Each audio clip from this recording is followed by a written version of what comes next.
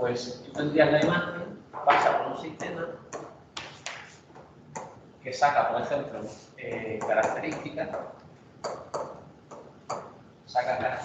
que tú tendrías que imaginar, y luego a partir de esas características, que es un vector normalmente, pues tú ya tendrías aquí un clasificador. Entonces aquí tendría un clasificador, por ejemplo, que lo que hace es que a cada vector X le asigna una etiqueta. Bueno, pues este es un esquema muy general y la diferencia entre lo clásico y el aprendizaje profundo pues sería que en el clásico estas características son manuales, o sea, tú tienes que decir qué tienes que medir en la imagen, mientras que en el aprendizaje profundo, pues, de alguna forma la red la aprende sola. ¿Esto no es un chiste, anda, Claudia?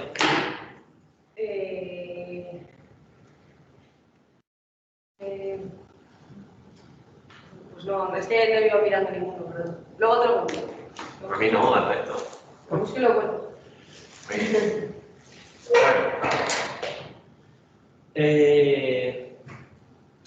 Está bien esta distinción, bueno, un poco no artificiosa, ¿no? Pero porque normalmente no hace falta pensar en estos términos. La inteligencia artificial, o sea, este esquema representaría un poco dónde está el aprendizaje profundo dentro del mundo de computer science, ¿no? Y dentro de computer science habría un área que se llamaría inteligencia artificial, que lo que intenta es reproducir pues, el comportamiento que normalmente asociamos a entes inteligentes. Dentro de la inteligencia artificial, pues habría un subárea que sería de aprendizaje de máquina, y son una serie de técnicas, tenéis aquí un poco más que es cada uno, ¿no? Pero en el aprendizaje de Machine Learning, pues estas cosas no están escritas en piedra, ¿vale? Esto es lo que dicen estos tipos, pero bueno, más o menos se parece a esto.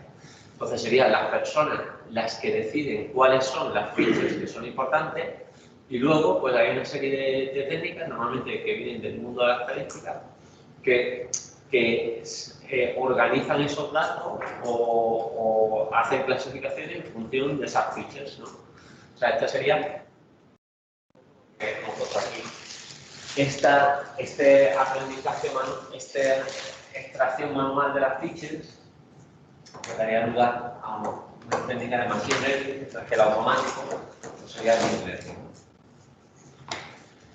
Y dentro de deep learning, o sea, antes de llegar a deep learning, han querido sacar esta del representation learning. Representation learning es eso, cuál es la X que mejor representa a las imágenes de entrada para luego poder hacer una clasificación de todas las posibles features que yo puedo describir, cuáles son las que me ayudan a hacer la clasificación. Y el deep learning, pues lo que aprendería sería esa representación de forma automática, ¿no? Esto es un poco lo mismo, pero puesto diferente, ¿no? Entonces, Artificial Intelligence sería aquí. Entonces serían, pues, tú tienes que definir reglas. En cuarto me parece que tenía algunas asignaturas o algo así. O hay el sistema de expertos entra dentro de algunas asignaturas. Bueno, el sistema de expertos lo que definir son reglas lógicas que definen el comportamiento de un sistema, ¿no? ¿Es puesta la decisión?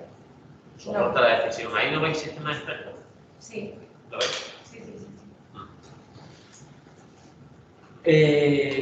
En el Machine Learning más clásico, pues las personas definen las características y luego, pues el algoritmo lo que busca es el mapping o sea, esa f de x que yo ponía antes, pues es lo que busca el algoritmo. En el Representation Learning, pues el algoritmo busca las features y busca la f. Y en el Deep Learning, busca las features y busca la F. La diferencia entre estos dos quizás sería que el Deep Learning lo que hace es que, ya lo hemos visto en el día anterior, este bloque se descompone en muchos subbloquecitos, ¿no? Tendría la imagen de entrada, que ataca una capa, esta otra, y luego llegarías a la capa de clasificación. Ese es si tu problema de clasificación. Vamos, en general, casi todos los problemas los puedes poner así. En general, igual a f de x, tan general que casi todos los problemas los puedes poner así. Bueno, y esto sí que lo vimos el otro día, que conforme avanzas en las capas, pues resulta que cada vez las capas van teniendo características de mayor alto nivel, ¿no? Entonces, las características de aquí son de muy bajo nivel, o sea, low level, y estas son de más alto nivel, ¿no? High level. Entonces, esta era la que decíamos, esto detectan bordes y detectan bordes en diferentes orientaciones normalmente. Mientras que la de high level, pues ya detectan pues, un ojo, una nariz, o lo que sea. Eso para el reconocimiento de caras, ¿no? Por ejemplo. Aquí. Vale. Bueno, aquí os cuento un poquito la historia del Deep Learning, ¿no? Deep Learning, pues, yo os lo decía, empezamos al principio, pues, yo decía los 60, pues más, un poquito más, unos 50. Y la backpropagation, que es, ¿vale? Este sistema está muy bien para ir hacia adelante. Para ir hacia adelante es fácil, ¿no? Porque yo lo único que tengo que hacer es coger la imagen, que ahora tiene una matriz de números, hacer una serie de operaciones, y yo voy avanzando por aquí hasta que llego hasta el final y digo cuál es mi predicha. El problema viene en que yo no quería y predicha, yo quería y hay una diferencia entre lo que yo predigo y lo que yo quería. Entonces esa diferencia, que es el residuo o el error, pues tengo que retropropagarlo y actualizar los pesos. Aquí hay un montón de pesos, ¿acordáis? Bueno, pues tengo que actualizar los pesos en función del error que he tenido. Si mi error es 0, no tengo que actualizar nada. Pero si mi error no es 0, lo tendré que actualizar. Y el cómo ir hacia atrás no es fácil. Y cómo ir hacia atrás, pues se desarrolló en los años 80. ¿No? Esta técnica de retropropagación. Vale. ¿Y por qué en los años 80, si ya se tenía retropropagación, pues no tuvimos Deep Learning? Pues porque el algoritmo de optimización, cómo encuentro los pesos, a pesar de que tenía retropropagación no es una de las piezas, no es la pieza completa, o sea, no es el algoritmo completo. Entonces, las otras piezas que se faltaban a la optimización, pues no las teníamos, ¿no? Y luego vinieron el mundo de optimización más estocástica y cosas así. Y entonces lo que se hizo en los años 80, pues son estos métodos, o en los años 80, 90, con mucho desarrollo de estos métodos, se llaman métodos basados en kernel o métodos basados en árboles de decisión. En kernel es el mismo concepto de kernel que tenéis vosotros ya para la conducción, ¿vale? Lo que pasa es que utilizado de forma diferente. Pero es utilizar funciones base y hacer operaciones con ellas, ¿no? De alguna forma. Bueno, ¿y por qué luego sí que lo hemos tenido? Pues porque, por lo que os decía, primero, esto os lo comenté el otro día, ha habido mucho más datos, o sea, ahora hay mucho más datos que antes. El cálculo en paralelo pues se ha hecho muy accesible, ¿no? Las GPU sí que os suenan. Vale, pues las GPU han permitido que, o sea, permiten que estas cosas se entrenen en un tiempo razonable, si no, el tiempo se multiplica por 100, ¿no? Y luego ha habido mejoras en las técnicas de entrenamiento, que son los tipos de optimización, y en la arquitectura. La arquitectura es cómo organizo los cálculos. Esta que os he puesto, esta red que os he puesto, es la red que se llama densa, esta red de aquí. Pues tal cual la he pintado yo, es una red densa, también se llama Polyconnected.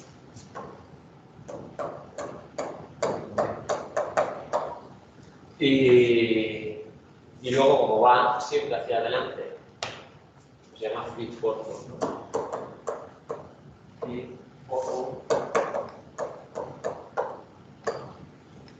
Fully Connected Network, ¿no? Redes hay muchísimas. A ver si encuentro aquí. Hay un mapilla. Así que. ¿Por qué no? Como, hay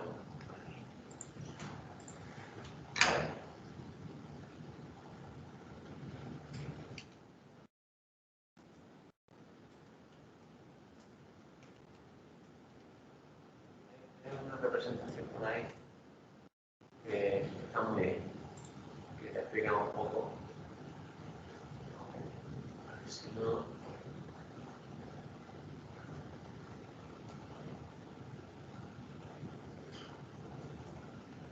Si no, yo creo que tengo en alguno de los cursos que doy de imágenes. A ver si lo puedo probar.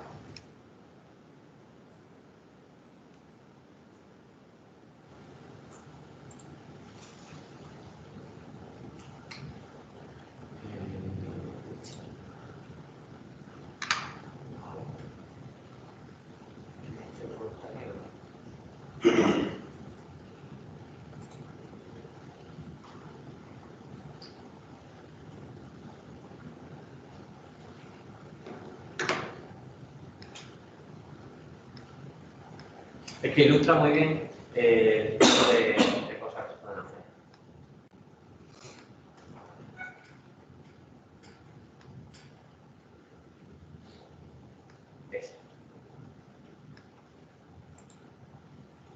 Fijaos lo que se puede hacer.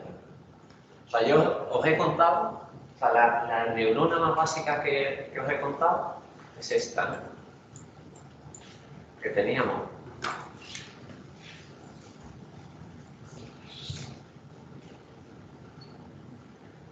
Tenemos una neurona que tiene un montón de entradas, cada una con su peso. Estos son los datos de entrada. Cada uno tiene su peso. Esta es la neurona 1. Pues este es el peso 1, 1, este es el peso 1, 2, el peso 1, 3, el peso 1, 5. Y decíamos que esto tiene dos partes. Uno que hace la suma y luego otro que hace una función no lineal. Y uno es una función no lineal sobre la suma para todas las entradas de todas las entradas multiplicado por los pesos que tocan. Vale. Pues esa neurona sería esta. Sería cualquiera de estas. Aquí, ¿no? Estas hidden cell, ¿no? Las hidden cell pues tienen esa estructura. Las neuronas de entrada, pues lo único que cogen es el valor de la variable de entrada y ya. Pero fijaos la cantidad y las neuronas de salida normalmente tienen la misma forma, o sea, tienen esta estructura también, pero por ejemplo se suele hacer estas funciones, hay muchas posibilidades, ¿no? Para escribir esta función. Esta función, por ejemplo, cuando tienes problemas de clasificación, pues quieres cosas. O sea, el problema de clasificación es esto sí es algo o no es algo. Pues tiene una función que sea así. Para que vaya entre 0 y 1. Vaya entre 0 y 1. Y entonces, en función de lo que estés evaluando, pues estará más fácil. Entonces lo clasificas como 1 o lo clasificas como 0. Vale. Eso sí tiene un problema de clasificación. Si tiene un problema de regresión,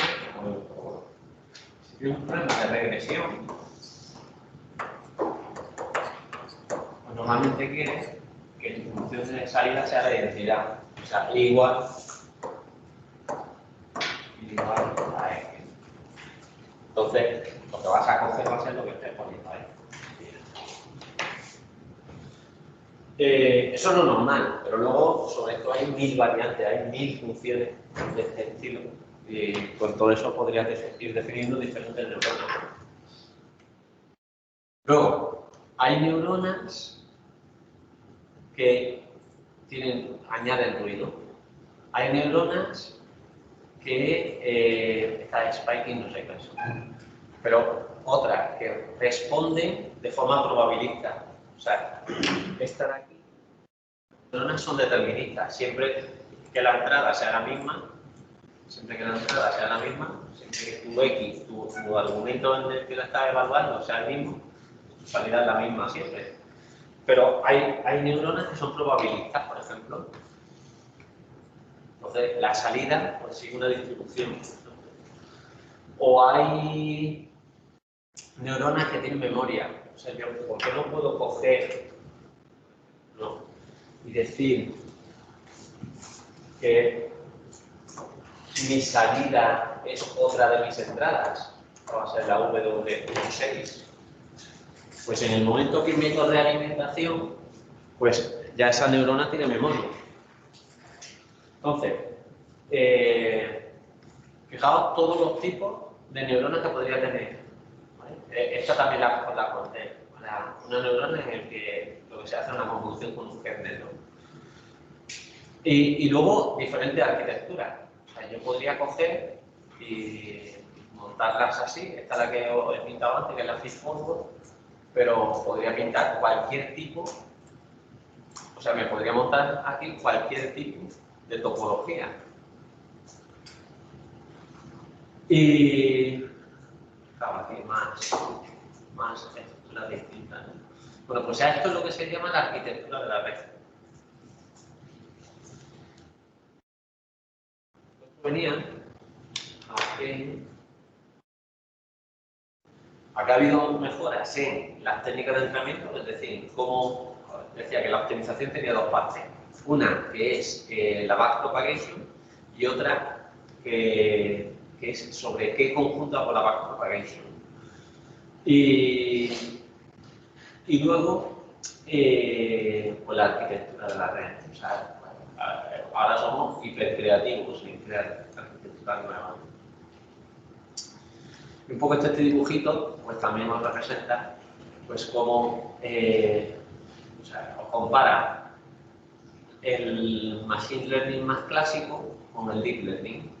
O sea, el machine learning más clásico, pues tú definirías, yo tengo una imagen y puedo, la intensidad, la imagen como si es una feature. O sea, cada punto tiene un número, pues eso es una feature.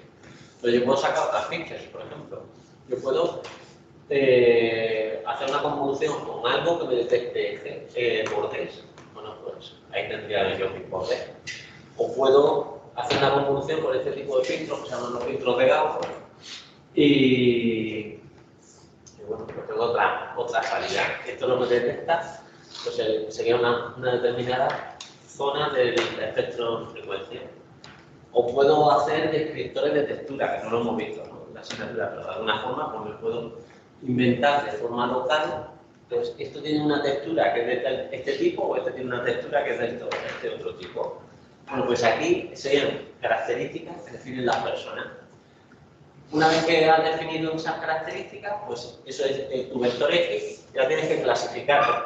Bueno, pues te puedes montar, por ejemplo, un clasificador que se llama de los K vecinos más cercanos. Imaginaos que vuestro vector X es este triángulo. Bueno, pues yo busco cuáles son mis vecinos más cercanos, digo, pues todos mis vecinos son cuadraditos. Pues ya está, pues tú eres un cuadradito. Vectores, por ejemplo, hay otros clasificadores que también son muy exitosos, ¿no? Que se llaman Support Vector Machines.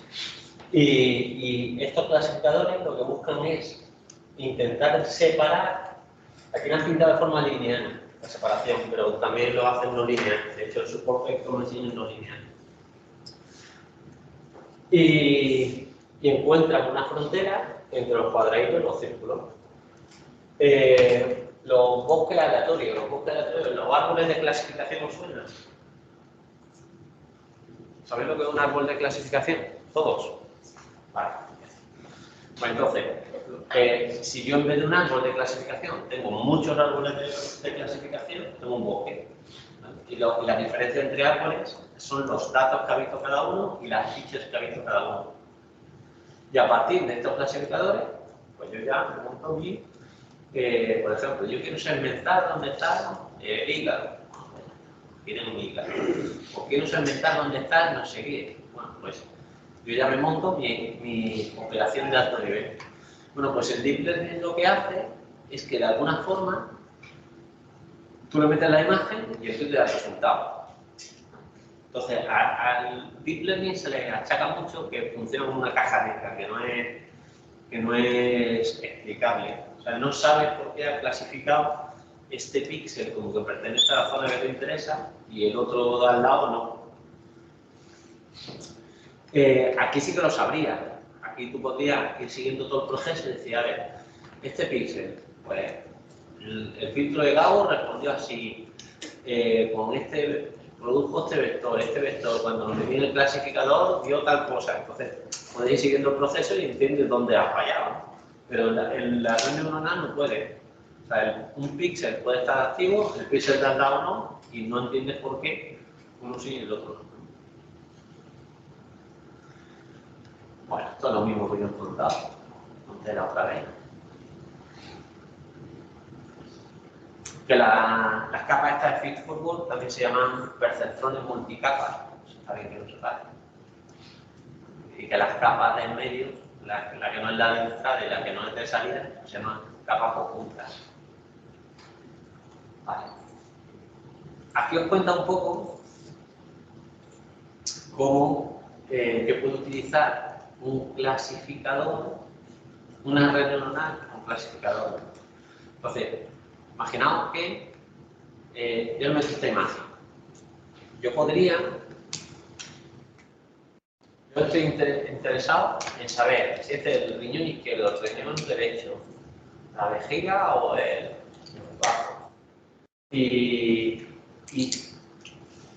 todos aquí os he contado,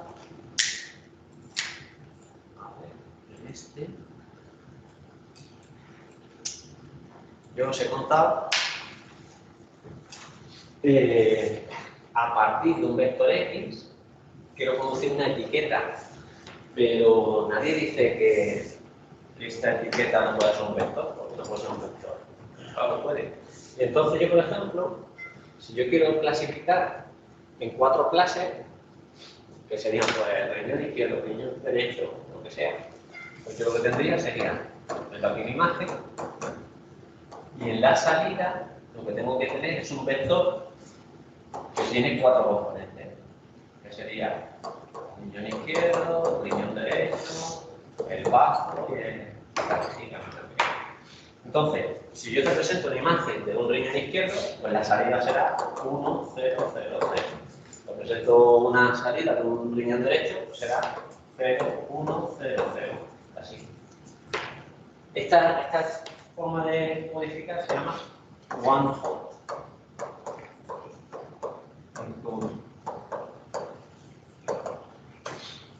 El one hot encoding lo que hace es que yo tengo un vector de ceros y una de las posiciones es 1. Por eso se llama one hot encoding. Vale, pues eso es lo que estamos haciendo aquí. Entonces, justo la capa antes de llegar a la salida, pues claro, como lo que van propagándose por ahí son vectores de número, pues llegará un vector, este. Y la cosa es, ¿y cómo reduces este vector que ha llegado a algo que tú luego pues, puedas asignar cuál es la clase? Bueno, pues una forma muy típica es este softmax. No sé si está la fórmula. No me suena. No me voy a meter cuál es la fórmula. Pero este softmax, de alguna forma, tiene este tipo de respuesta. Este tipo de respuesta, así un poco sigmoidea. Bueno, pues el softmax lo que hace es coger el máximo, pero O sea, aquí la clasificación, una forma muy fácil de clasificar sería, pues, ¿cuál es el valor más alto? El riñón izquierdo, pues ese, ya está. Ese sería el máximo. El softmax, pues es un refinamiento sobre eso, y lo que hace es que va a coger el máximo, ¿vale? O sea, el que fuera máximo antes, pues también va a ser máximo ahora, pero ahora va a estar entre 0 y 1, ¿vale? O sea, no van a estar todos. Por ejemplo, estos que tenían valores negativos, pues lo voy a asignar un número muy cercano a 0. Y tienes un poco esta forma de aquí. O sea, si tú tienes un valor muy negativo aquí, pues te va a dar un valor, la I va a ser un valor. Y luego, de alguna forma, como que relativiza cuáles son la clase que asigna, ¿no? Entonces, la clase que asigno, pues aquí la red con los pesos que tengo ahora mismo, pues a este le va a dar peso 0,63 y a este peso 0,35. O sea, no es una clasificación dura, por eso se llama soft. ¿Vale? O sea, de decirte, pues esta es la clase y ya. No. Dice, oye, pues yo creo que esto es con probabilidad, se cree. Con probabilidad 0,63 un riñón izquierdo y con probabilidad 0,35 un riñón derecho. Y ahora lo que te decía, ¿es eso verdad? Pues no. Diferencia entre... Va a haber una diferencia entre lo que yo prediga y lo que es de verdad. Y ahora tengo que coger ese error y propagarlo para atrás. ¿Y cómo mido el error? Bueno, pues aquí ahora vuelve a haber infinitas funciones de pérdidas. O sea, el error, ¿cómo de grave es ese error? Pues hay infinitas funciones de pérdida. Cuando utilizas clasificación, pues la más típica es esta. Esta le llaman la cross entropy. Entonces, la cross entropy es, ¿tú qué querías decir? Tú querías poner, por ejemplo, en dos clases, es decir, que este vector de entrada, esta imagen de entrada, era de tipo el primero. Entonces yo pongo 1, 0. ¿Qué te ha salido en la red? Me ha salido 0,89, 0,11. Pues muy mal no lo ha hecho, pero bueno, vamos a ver si ponemos los pesos de forma que se acerquen más al 1 y al 0. ¿Y cómo lo hago? Pues cojo y digo, a ver, a lo que tú querías lo vas a llamar P, a lo que te sale lo llamas Q, y haces este cálculo, P por el logaritmo de Q, sumado para todos los posibles estados, y le cambias el signo. Pues eso aquí sería P por el logaritmo de Q, o sea, este. ¿Vale? Aquí lo hemos llamado Q. Q es la predicción. Bueno, pues esta sería mi Q, lo comparo con mi P sería 0, 1, 0, 0, sumo, hago ese producto, sumo para todos los estados y ese es mi error. Claro, fijaos, en las P's hay un montón de ceros. Luego solamente hay un término que contribuye al error en este cross entropy, que es este, el que tu P valga 1, porque todo lo demás está multiplicado por 0. Luego, yo aquí, el único que contribuye a mi error es este, 0,35. Ah, pues que te has equivocado mucho. ¿Cuánto te has equivocado? Pues menos 1 por el logaritmo de 0,35. Bueno, pues eso lo llaman cross entropy. Y es una de las funciones de pérdida. Entonces, al final la red lo que hace es, tú tienes este error y lo que tienes que hacer es, voy a dejarme un poquito más sitio. Pues tú tienes que coger para todos los datos que tengas, ves cuál es el error que tienes, montas tu función de pérdida sobre eso. ¿Cuál es tu función de pérdida? Hemos visto una, pero hay muchas funciones de pérdida. Estos son los datos. O sea, ese índice va sobre todos los datos que tenían la entrada.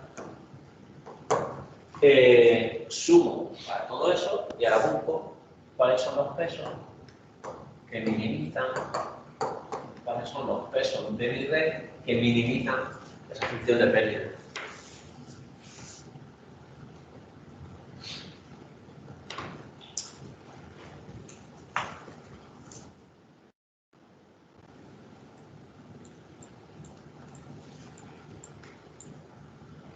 Entonces, ¿cuál sería el algoritmo de entrenamiento? Pues el algoritmo de entrenamiento, claro, yo he dicho, todos los datos de entrada, no son todos los datos de entrada, realmente es un subconjunto, un lote de los datos de entrada.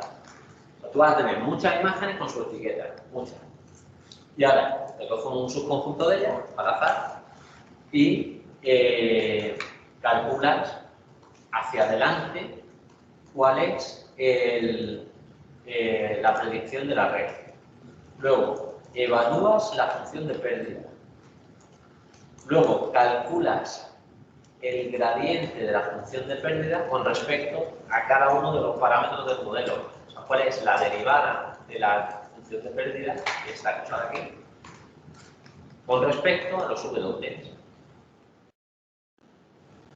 Este es el backpropagation. El paso 3 es el backpropagation. Luego, actualiza los pesos del modelo y aquí pues vuelve a haber un montón de matemáticas involucradas. O sea, lo más simple pues sería gradiente descendiente, pero no es lo único. Y luego iteras otra vez. Está aquí todo el rato hasta que te rosa muchísimo. Bueno, pues tú lo que esperas, claro, esta sería una situación ideal, ¿no? En la que no tiene mínimos locales, solamente tiene un mínimo global.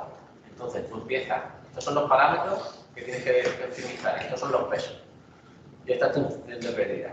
Pero tú empiezas aquí, calculas el gradiente y el gradiente te dice que te muevas hacia acá. Ya está, te mueves hacia acá. Ya estás aquí. Y ahora calcula el gradiente y el gradiente te dice que te muevas hacia la derecha otra vez. Hasta que llega un momento en que cuando estás en el mínimo, calcula el gradiente te dice que no te muevas. Porque el gradiente ahí es 0. Vale. Pero claro, la realidad es que luego hay un montón de mínimos locales, ¿no? Porque ahí no había mínimos locales. En general, el aspecto de la función objetivo y más con función objetivo muy compleja, más a eso, ¿no? Tienes un montón de mínimos locales donde el gradiente vale 0. Intentando chitar para porque los adivinos no pueden tener hijos, porque tienen las bolas de cristal.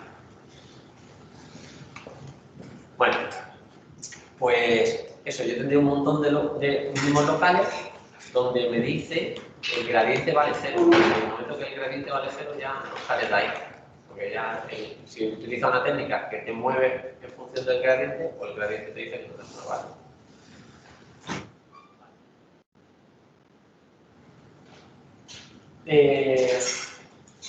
Bueno, el que uno de los redes o una de las neuronas puede ser una neurona de convolución, pues eso ya lo mismo, ¿no? Es decir, que la salida, esta es una de mis capas de salida de mi red, o sea, una de las intermedias, y lo que hacen es que tienen una entrada, lo que hago una convolución de la imagen que ven a la entrada, convolucionada con un kernel. Es un valor y ya está, y ese valor se va propagando. Y aquí ya conocéis algunos de estos kernels. Este kernel, ¿qué hace? ¿El qué? Este detecta bordes. Este detecta bordes en las 4 direcciones. Este detecta bordes diagonales. Este es una especie de media ponderada, ¿no? Son todos positivos, una especie de media ponderada. Y la idea no es que tú pongas cuál es el kernel que hace la falta, sino que la propia red aprenda qué kernel es bueno para minimizar ese error de las pérdidas, ¿no? La función de pérdida. Y luego la función de activación, pues también ha sido uno de los grandes cambios. Y uno de los grandes cambios fue este. La función de activación está bien, Necesita algo no lineal en el proceso, ¿vale? Porque este trocito de aquí, esto es una operación lineal. Bueno, pues con funciones lineales no eres capaz de aproximar muy bien. O sea, tú puedes pensar en este problema.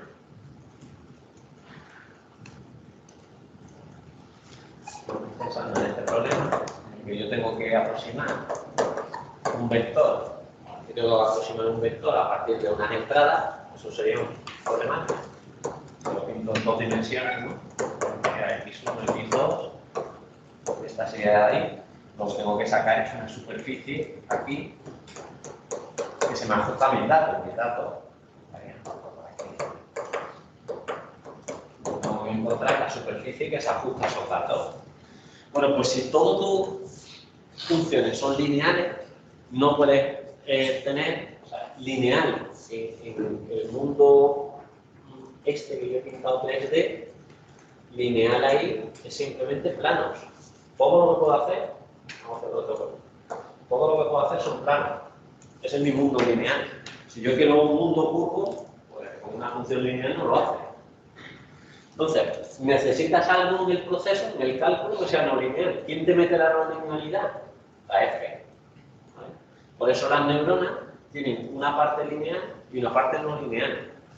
Entonces, pues la F, que se llama la función de activación, la F, las que se utilizaban tradicionalmente, eran de este estilo, sigmoides, ¿no?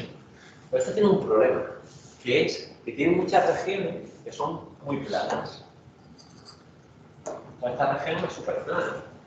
Y plano significa poco gradiente. Poco gradiente significa que te vas a mover poco, con lo cual les costaba mucho salir de mínimos locales. Bueno, pues a alguien se le ocurrió, ahora no sé muy bien en cuál tipo de hizo esto. A alguien se le ocurrió que esta también era una función no lineal y que aquí tenía gradiente cero, eso no me importaba. Pero aquí tiene un gradiente muy importante. Bueno, pues a esta función se le llama REM. Es rectifier y la otra, no sé muy bien qué significa. Esto es rectifier. ¿De dónde viene la palabra esa de rectifier? Rectificador. Los diodos. ¿Os acordáis de la respuesta de un diodo? Un diodo es esta, precisamente.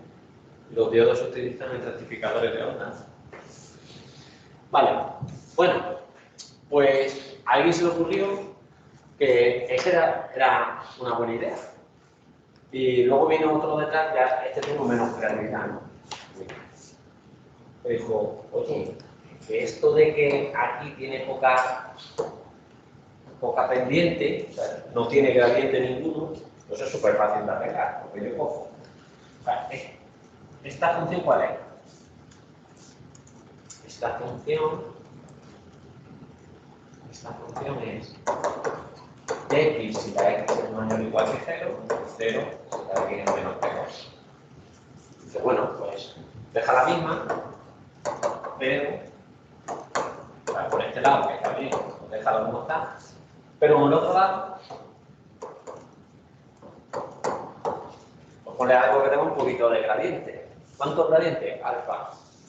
Entonces esta función por este lado, pues es un poquito, no es totalmente plana, no es totalmente plana sería esta, sino que un poquito de gradiente, alfa. Bueno, pues a esta se le llama la Lichtenberg. Igual, hay infinitas funciones de activación. Pero lo que sí que necesita es no linealidad. Como no tienen no linealidad en el cálculo, lo que tienen son planos. Vale. Pues aquí he hablado un poquito de las funciones de activación. Otro paso no lineal que se mete es el downsampling. Más que downsampling nosotros lo hemos presentado como primero un filtro anti-aliasing y luego una decimación, ¿no? Aquí lo que está es solamente el paso de decimación, lo llaman también pooling. El pooling pues sería este, ¿no? Si yo cojo, divido mi imagen en regiones, pues, por ejemplo, si hago un pooling de 2×2, pues estos 4 píxeles, pues yo me cojo el máximo, 8. Y de estos 4 me cojo el máximo, 6. Y de estos 4 me cojo el máximo, 5 y así. Y al final, por lo que voy teniendo es que tenía una imagen en la entrada, hice unos cálculos, me salió esto. Sobre esto hice un pooling, me sale. Los cálculos entre medias no han salido, ¿no? Aquí se está haciendo más chico que a veces. Entonces, en los cálculos entre medias hice un pooling, me sale esto. Hago unos cálculos entre medias, que son convoluciones todos, y hago un pooling. Y hago convoluciones y un pooling. Convoluciones y un pooling. Con lo cual, aquí al final tengo una imagen muy chiquitilla, pero que está viendo un montón de la imagen de entrada. Eso lo razonamos también el último día. O sea, que aunque tus kernels aquí sean pequeños, conforme vas avanzando en la red, tus kernels de las últimas capas están viendo un montón de la imagen de entrada. Entonces, si yo lo que quiero es detectar estas dos zonas, pues ya está. Aquí las tengo perfectamente detectadas. Y lo que tengo que buscar es quiénes son los kernels que me dan al final esta respuesta.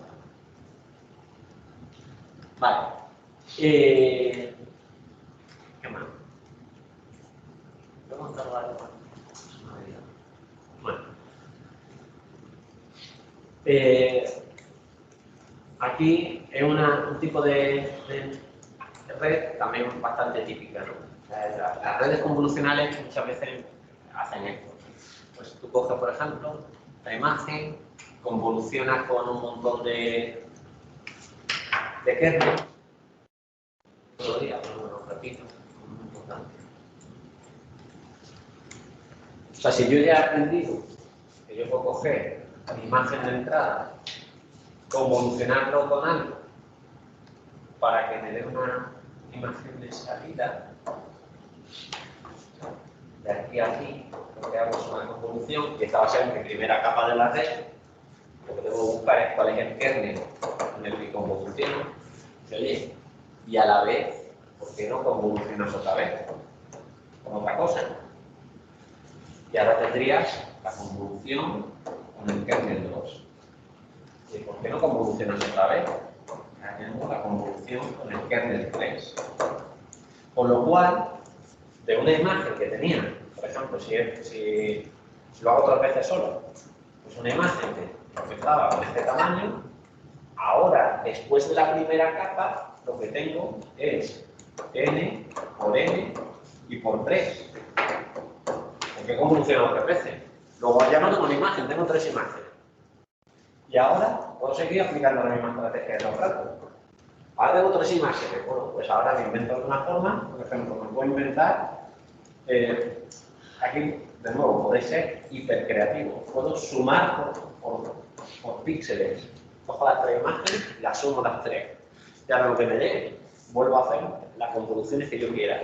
O me cojo el máximo. En vez de sumar, me cojo el máximo. O nada, no hago nada. O sea, cojo cada imagen y la convolución de cada uno por separado. Me puedo inventar lo que yo quiera. ¿Vale? Eso es lo que es la arquitectura de la red. Vale, pues una arquitectura muy típica es tú haces unas pocas de convoluciones y haces un max pooling. Haces otras pocas de convoluciones y otro max pooling. Otras pocas de convoluciones y otro max pooling. Y así hasta que llegas a un vector. Perdón, a un vector no llega. Hasta que llegas a un punto que dices, bueno, ya está, ya no voy a convolucionar más. A partir de ahí, lo que hago es, lo pongo todo como un vector. Imaginaos que yo en este punto, digo, pues ya está, ya me ha dado de convoluciones. Ahora voy a coger y voy a ponerlo plano.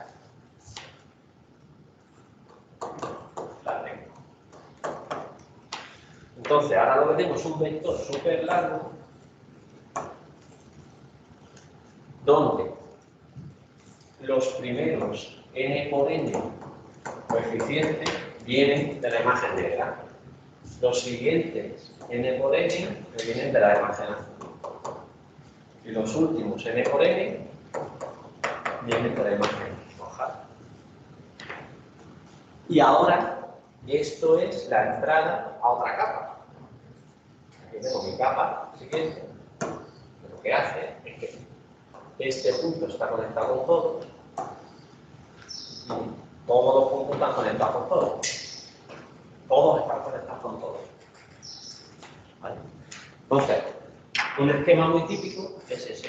Tú vas haciendo convoluciones y más pooling hasta que llega un momento que ya te cansas. Cuando ya te has cansado, pues lo vuelves plano, o sea, construyes un vector con todo lo que lleva y ahora a partir de ahí lo que llevas son capas densas. Entonces, yo he pintado la primera capa densa, pero podría haber puesto una segunda capa densa aquí. Normalmente siempre suelen ser que las capas densas van reduciéndose, ¿no? También. Igual que con las convoluciones empiezan con convoluciones grandes, pero luego van hacia imágenes más pequeñas. Aquí igual.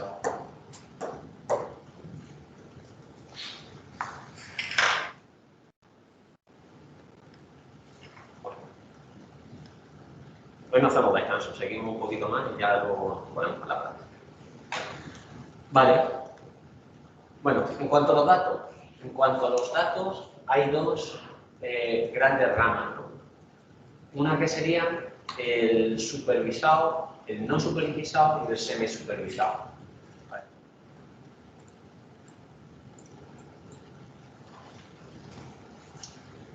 Vale.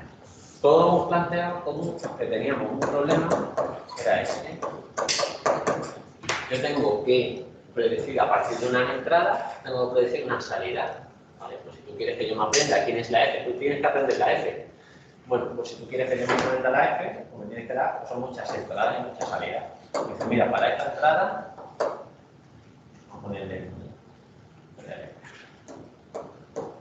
Para esta entrada es esta salida y para esta entrada es esta salida. Así hasta 3 millones. Y para la entrada 3 millones, esta es la salida 3 millones. Con esas 3 millones de datos, yo cojo y busco mi F. Y ahora cojo todo esto y busco la F. La F. Busco la F que minimiza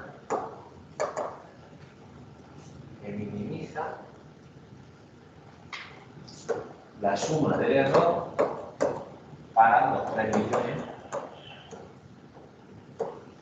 de datos.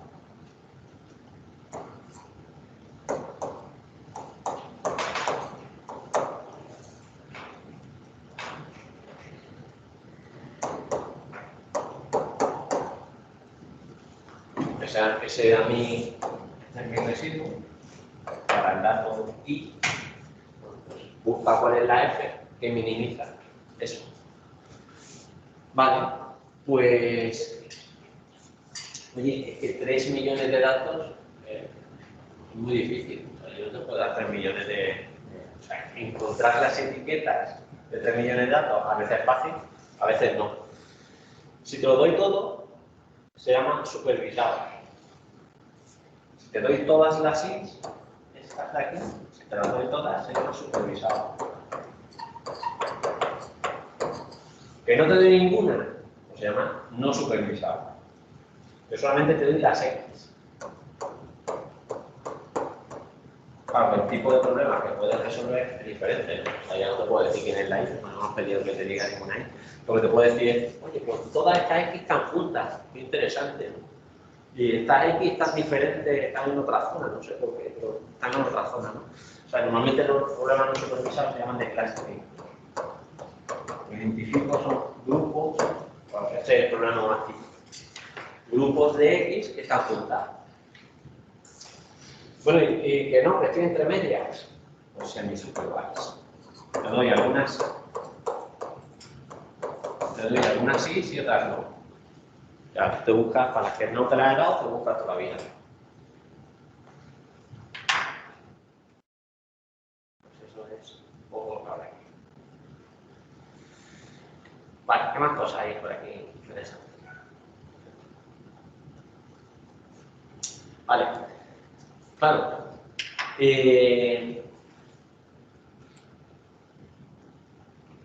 Para entrenar una red que tiene muchos parámetros, números típicos de parámetros, o sea, las redes fácilmente pueden tener 100.000 parámetros, o sea, 100.000 pesos. Oye, 100.000 pesos pensando en este problema, ¿no? O sea, en este problema. A ver, eso es lo que estamos haciendo. Estamos haciendo todo el rato esto.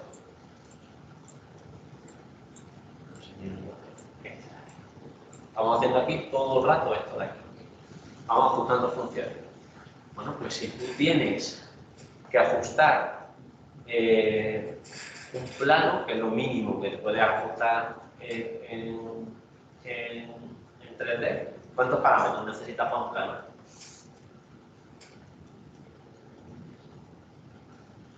¿3 parámetros? Vale, pues con 3 parámetros necesitas 3 puntos. Necesito que me den 3 puntos para yo ajustar un plano. Vale. Bueno, pues si tú me das, si tú vas a tener 100.000 parámetros, pues me tendrás que dar por lo menos 100.000 puntos, ¿no? ¿De dónde saco yo para ajustar los 100.000 parámetros? Vale, pues para eso se utiliza una cosa que se llama el Data Augmentation, aumentación de datos. A ver, si tú, en el ejemplito este que estaba aquí arriba, si tú me dices que esto de aquí es la zona que te interesa, esto no sé muy bien.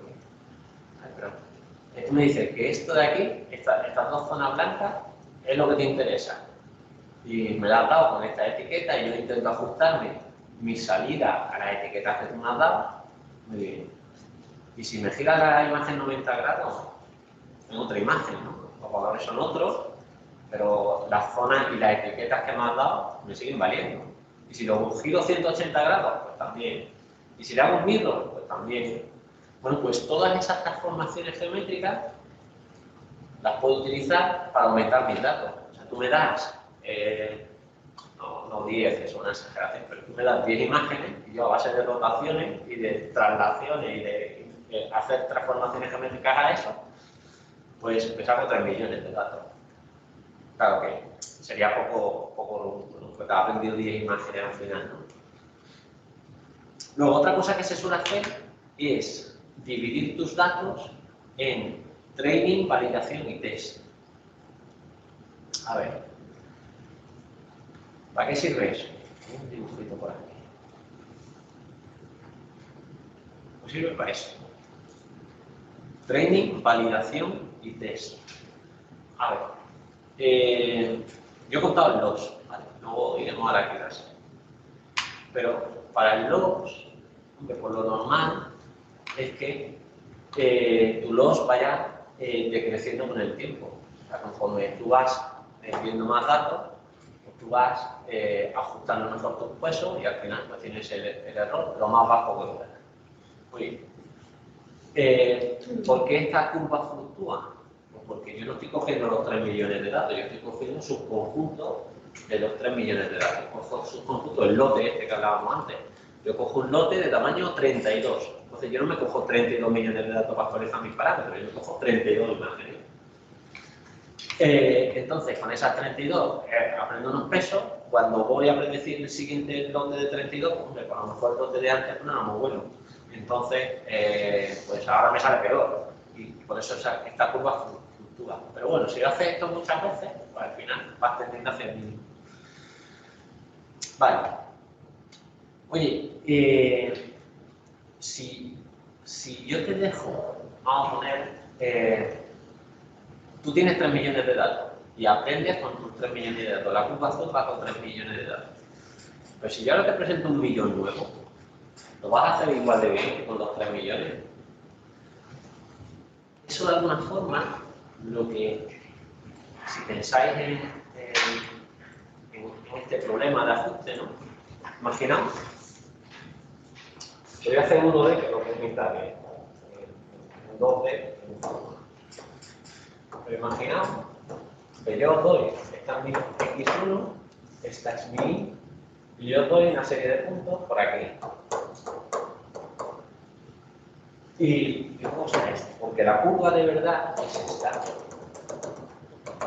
¿Vale? Entonces, Entonces, si yo te doy 3 millones de datos, pero resulta que son estos 3 millones, pues te digo, ajustame una curva, pues esa. Ya, pues muy bien, se ajusta muy bien a los 3 puntos que te he dado, los 3 millones de datos que te he dado. Si te doy 1 millón nuevo, ¿lo haces bien? Pues depende. Si me das este millón, vamos fatal, porque mi predicción para ese millón es esta. Fíjate el error que tengo. Si me das un punto por aquí, pues ahora lo voy bien. Porque mi error es este. Pues depende de dónde me dé el millón nuevo. O sea que realmente la validación viene para ver si estás cubriendo bien el espacio. Entonces, cuando tú tienes 3 millones de datos, tú no le das los 3 millones al algoritmo. Dices, venga, 2 millones para ti y 1 para mí. 2 millones para que aprendas y 1 para que yo evalúe si estás aprendiendo bien. Como los exámenes, ¿no? Esa es validación. Entonces, cada vez que tú vas actualizando tus pesos, yo voy mirando sobre el millón de datos que tienes fuera si lo vas haciendo bien. Al principio lo haces bastante bien, pero llega un momento que no. Ya, llega un momento que sigues aprendiendo sobre los 2 millones que te he dado, pero sobre el millón que yo tengo, pues ya no mejoras. Vale, pues esta situación a partir de este punto se dice que hace overfitting. O sea que estás aprendiendo, realmente estás aprendiendo ruido. O sea, es como si yo, en el problema de antes, me daban muchos parámetros. Imaginamos que en este problema de aquí,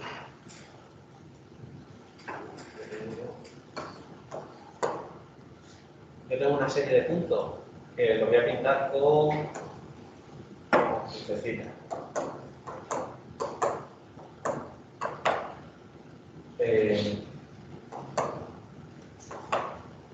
Tiene estos puntos, pero la curva que los que me he reservado yo son estos, este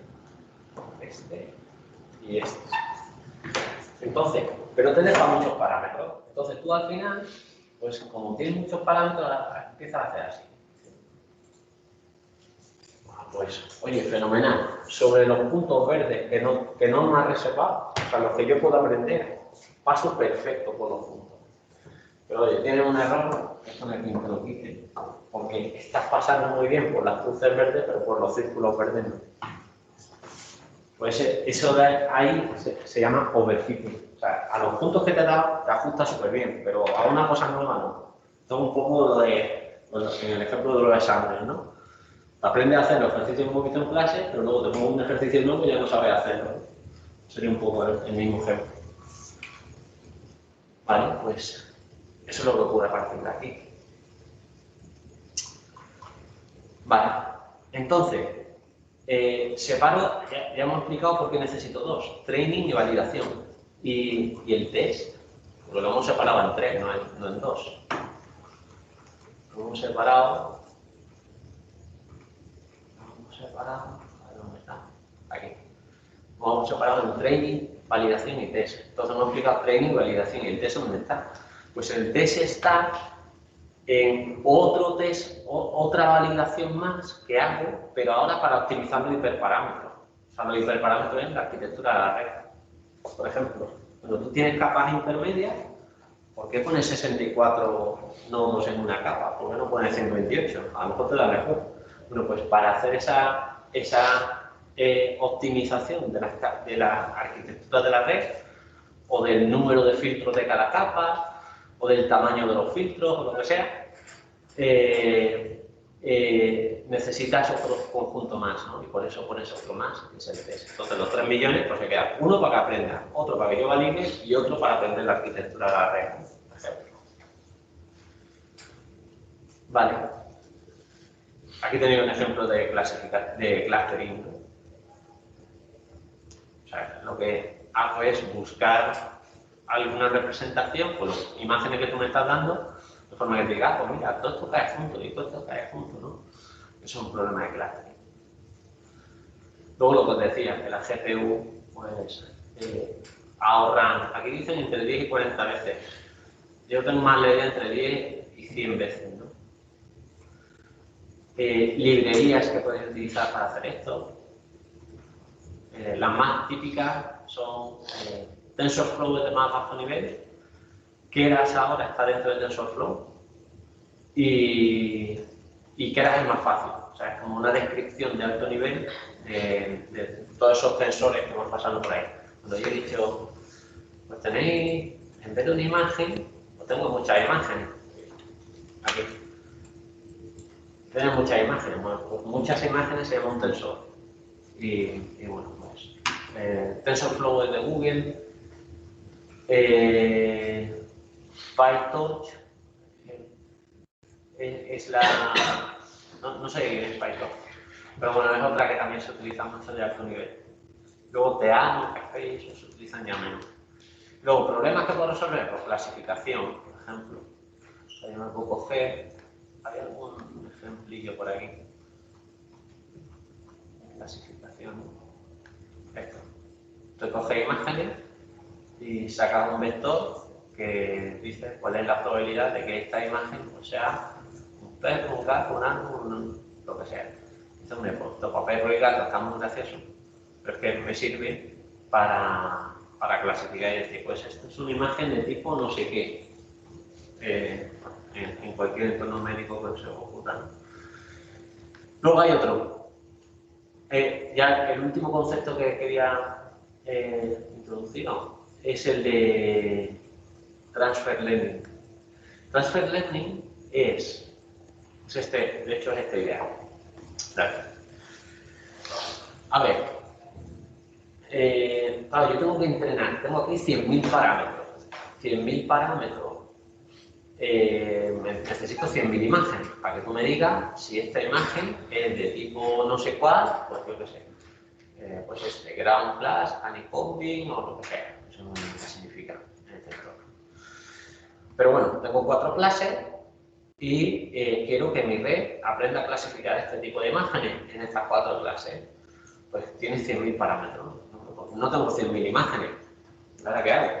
O sea, y no son 100.000, necesita por lo menos 10 veces más.